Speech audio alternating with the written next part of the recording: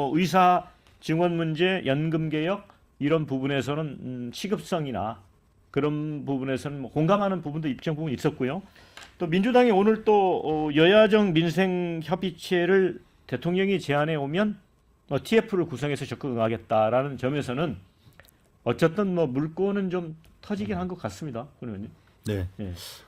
여야정 민생협의체는 좋은 시도 같습니다. 현재의 국정 운영 능력, 여당이나 또 대통령 쪽의 국정 운영 능력을 본다면 여야정 협의체를 통해서 야당이 어느 정도 지원을 해주지 않으면 굴러가지 않는 구조입니다. 지금 우리나라 뭐 기업들, 국민들이 제일 좀 답답해하는 부분들이 현재의 정치적인 리더십 자체가 너무 양분돼 있고 어느 하나 어떤 돌파구를 마련해주지 못하는 거에 대한 불안감이 크거든요. 앞으로 2년을 동일하게 그런 현상으로 우리나라가 가야 되는가에 대한 고민이 있는데 그런 부분에 대해서는 이재명 대표가 굉장히 큰 결단을 한 겁니다. 여야정 협의체에 사실 야당이 들어가고 싶지 않아요. 왜냐하면 무늬만 야당이 될 수가 있고 문재인 정부에서도 야당에 대해서 여야정 협의체에 들어와 달라고 요청을 했었는데 실제 그게 잘 성사되지 않았습니다. 근데 이번에 그 민주당에서 여야정 협의체에 대해서 적극적으로 고려한 것은 아마도 현재 국정 운영 상황이나 이런 현재 위기 상황을 돌파하는 데 있어서 야당이 역할을 하겠다는 그런 대승적인 자세가 아닌가 생각해 봅니다. 네. 저는 어제 그 두 분 만남에 네. 국민은 없었다. 국민은 없었다. 예, 서로 상대만 의식한 그런 기싸움이었다고 보고요. 아까 우리 송금주 의원께서 이재명 대표가 그 85분 얘기 듣는 동안 뭘 이렇게 삼켰는지 목이 메이드라 이런 말씀을 하셨는데 아닙니다. 그 반대. 반대. 15분 모두 발언 이재명 때, 대표 15분 모두 때. 발언. 네, 네. 네. 저는 그 15분 동안 우리 그 대통령께서는 이를 꽉 깨물고 계셨을 것 같다는 생각을 했는데 그래서 85분 동안 반격한 건가요?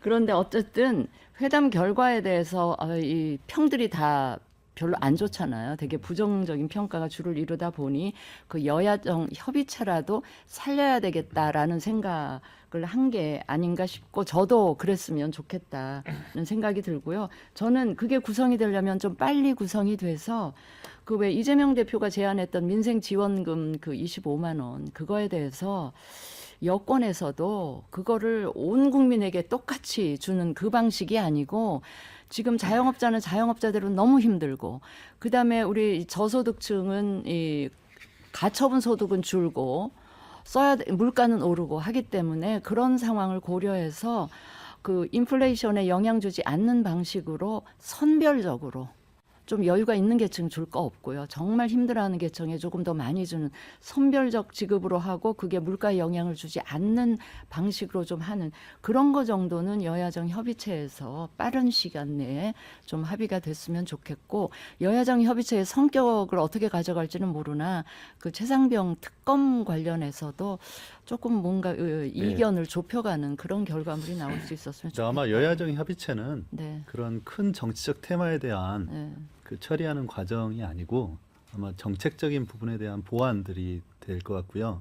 사실 이번 회담은 윤석열 대통령의 입장에서는 굉장히 좋은 호재입니다. 무조건 만나기만 하면 윤통은 그 이득을 얻는 자리예요. 그러면 이재명 대표 입장에서는 어떤 의제가 정리가 안 되고 합의문도 안 나온 상태에서 만나고 오기만 한다는 것은 사실 의미가 없거든요. 그렇기 때문에 본인 입장에서는 좀 무리스러울 수도 있지만 기자들 앞에서 15분간 국민의 목소리를 전달하는 이벤트를 만든 거라고 저는 생각합니다. 만약 그것이 없이 그냥 만나고 나와버리잖아요. 그럼 그 모든 정치적 부담은 이재명 대표가 지게 됩니다. 근데 저는 이 여야정 민생 협의체에 대해서 저는 상당히 좀 이거는 불만인 게요.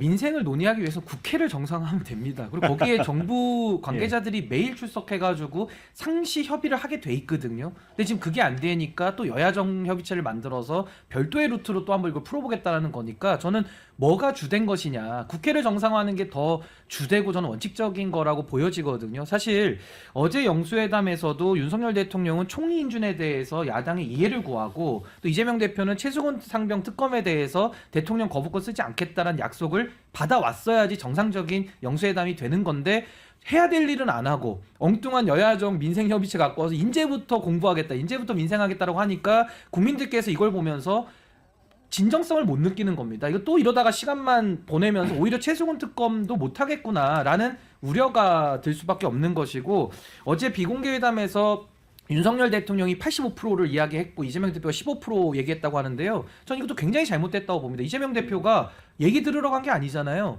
가가지고 하나의 주제가 됐든 두 개의 주제가 됐든 끈질기게 대통령을 설득하고 말을 길게 하면 말을 끊어서라도 본인의 얘기를 하면서 뭘 얻어와야 되는데 얻으러 갈 생각이 없었던 거죠, 사실은. 그래서 대통령의 일장 훈시 연설만 듣고 나온 거 아니냐. 전 야당 대표가 이 부분은 좀 책임이 있다라는 생각이 좀 듭니다. 근데 이제 그 회담 끝나고 나서 정진석 비서실장이 다음에 배석자 없이 두 분 만나는 거 어떠냐 그랬더니 두 분이 이제 고개를 끄덕끄덕 했다고는 해요. 그런데 저는 좀 아쉬웠던 게 좀 대화를 하고 저녁 만찬을 좀 잡아서 그 그렇죠. 윤석열 대통령이 대통령 후보 시절에 뭔가 호탕하고 호방한 그런 게 느껴지는 부분이 있었잖아요. 그랬으면 어땠을까? 저도 그러면 거기서 새 총리 인선 문제도 좀 얘기를 할 수 있었을 테고. 근데 아무것도 결과를 얻은 게 없잖아요. 왜 그렇게 박제했을까요? 밥 한 끼 주면 안 됩니까? 그 점에 대해서 네. 저도 아쉽더라고요. 그러니까 뭐냐면 대표하고 이제 그 같이 갔던 사람이 세 사람이 플러스가 됐는데 그 대화를 하다가 이제 서로가 어떻게 뭔가 맞으면 두 사람만 이제 마지막 이야기를 해서 좀 타협을 할 수 있는 뭐 하나를 잡아서 그렇게까지 해서 뭔가 합의는 하나 정도는 해야 되는 게 네. 국민에 대한 최소한의 예의라고 생각을 했는데 이제 그 점도 안 일어났고 그다음에 시간 제한이 없었지 않습니까? 어제 이야기했듯이 본인들의 시간 제한 없이 만난 거거든요. 그럼 시간 제한 없이 만났다는 거는 뭔가를 마지막으로는 협상해서 하나의 합의문은 내겠다라고 할 때 하는 이야기인데 뭐 의례적인 부분이 흘러가면서 결과적으로 아무것도 안 되겠다 생각하니까 이제 그것도 일종의 그런 뭐 찬스도 안 쓴 것 같은 느낌이 들고 결과적으로 이제 여기 말씀 85분, 15분 이 부분에서도 저는 이런 생각이 들긴 합니다. 그러니까 이재명 대표도 아마 그냥 대통령 이야기를 다 들어봐야 저 사람 속내를 알 것 같으니까 내비둔 느낌 같은 게 들고 근데 본인도 할 이야기가 있었으면 적극적으로 중간에 신인규 그 대표가 말하듯이 끊어서 이 문제는 이렇게 서로 합의해 봅시다라고 이야기할 수 있는 요소가 분명히 있었을 것 같은데도 서로 그냥 당신이 말하면 나는 듣고 또 내가 말하면 당신이 들으시오 이렇게 해서 이제 뭐 그것도 물론 8대 그러니까 나뉘었지만 이런 측면에서 좀 아쉬움이 있어요. 그러니까 이런 부분에서 두 사람이 의회 정치를 충분히 경험하지 않는 두 지도자가 여야를 대표하고 있다는 것도 아쉽고 그런 측면에서 한국 정치가 앞으로는 의회를 거치고 의회주의적인 어떤 마인드와 이런 경험들이 좀 충분한 사람이 이렇게 지도자가 돼야 되겠다 이런 교훈도 같이 봤다고 생각이 듭니다. 근데 저는요 조금 세게 얘기하면 이재명 대표 쪽에서 그 어쨌든 뭔가 그 회담 만남에 대한 의지나 뭔가 합의를 하나 두 개라도 얻어낼 어떤 의지 그런 거가 전혀 안 보였어. 그냥 나는 내 할 말 하고 온다. 그리고 대통령은 어쩌면 뻔한 그동안에 보여줬던 그 모습 그대로 할 거고 그러면 우린 돌아와서 명분을 쌓아가지고 국회에서 그 여러 가지 특검법 이런 거를 지금 21대 회기 중에라도 세게 밀어붙이기 위한 어떤 명분을 하나 갖고 오기 위해서 갖고 그러다 보니까 어제 만남에서 뭔가 의미 있는 결과물을 만들어내겠다는 의지가 별로 안 보였어요. 근데 제가 영수회담을 한 3차례 정도 배석을 했어요. 네. 박근혜 전 대통령, 문재인 전 대통령 배석을 했는데 그런 식으로 합의가 뭐 그 자리에서 이루어지지 않습니다. 그리고 적어도 의제 선정이 되지 않은 상태에서의 그런 회담이면 합의가 없는 거예요. 그렇기 때문에 이재명 대표도 국민한테 어떤 국민의 목소리를 전달하는 그런 모습을 정도만. 보여주겠다는 그 목적이고 이제 식사 자리가 없는 거는 2시에 만났지 않습니까?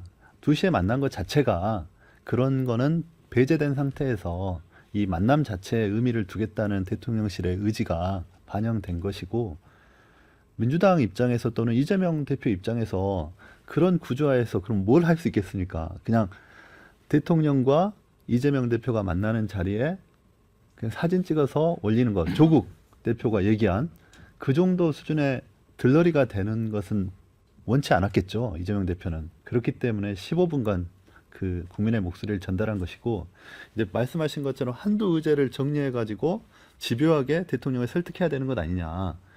설득 당할 사람이었으면 이미 설득됐습니다. 그 회담 자리에서 한두 시간 더 얘기한다고 해서 설득되고 이런 것 아니지 않습니까? 이 지도자들끼리의 만남이니까.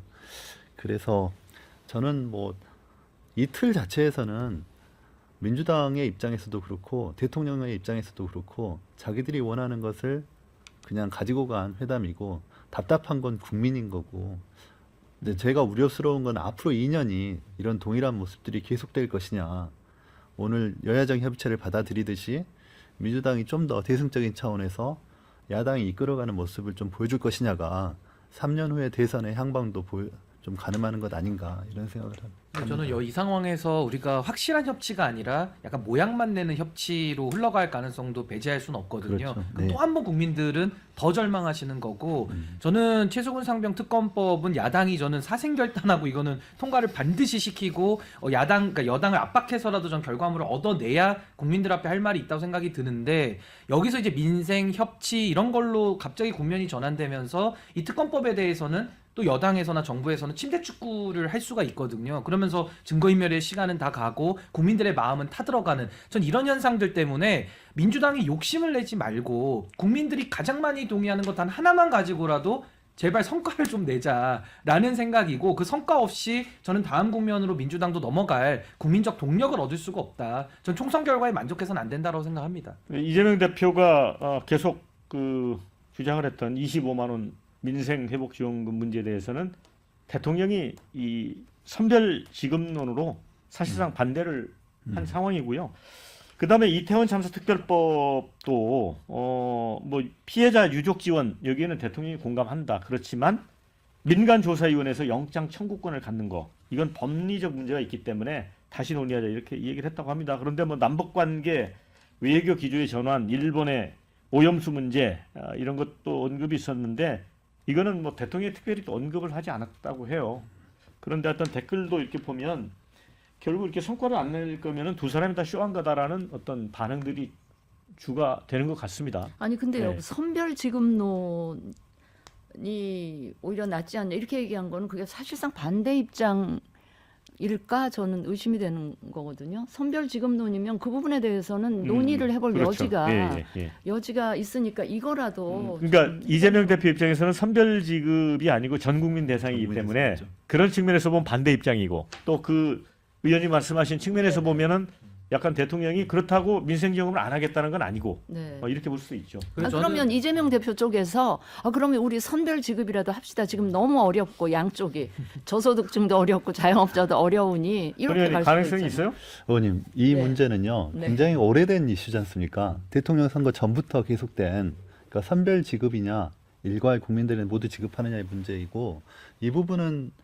이재명 대표의 입장에서는 물러설 수 없는 정책적인 과제라고 생각합니다. 아니 선거 전에는 선거가 있기 때문에 일괄 지급 아니. 이렇게 주장을 했어도 선거가 끝났으니 표 의식하지 말고 정말 어려운 분들 위해서 선별 지급이라도 합시다 이렇게 갈 수도 있잖아요. 이거는 선거에서 표를 얻겠다는 그런 정책적인 공약이 아니고 이 경제를 이끌어가는 데 있어서 기본소득론의 연장선에서 25만 원 전 국민 지급 정책을 계속 대통령 선거 전부터 그러니까 2, 3년 전부터 계속해서 민주당에서 이재명 대표가 주장해온 것들이기 때문에 이걸 선별 지급으로 이렇게 전환하기가 민주당이나 이재명 대표 입장에서도 쉽지는 않습니다. 아니 근데 형식 논리에 구애되지 양보를 안 형식- 하겠다라는 건 윤석열 대통령과 그럼 똑같은 거고요. 또 이재명 대표는 후보 시절에도 기본소득 안 할 수도 있다고 입장을 바꾸기도 했던 분이기 때문에 전 타협의 여지가 분명히 있다. 네. 아니 기본소득을 하고 안 하고의 문제가 아니고 기본소득까지는 가지 않지만 네, 이제 마무리 해야 될 그렇죠. 것 같습니다.